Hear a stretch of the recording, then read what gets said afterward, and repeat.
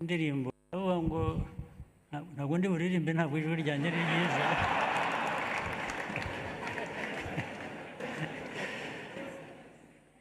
Ndavuga amagambo gusa, hanyuma abazi kuririmba muririmbe. Ndavugaga ngo ibyiza by'u Rwanda, ndavuga ngo mvuga iki ndeka iki, ibyiza by'uru Rwanda.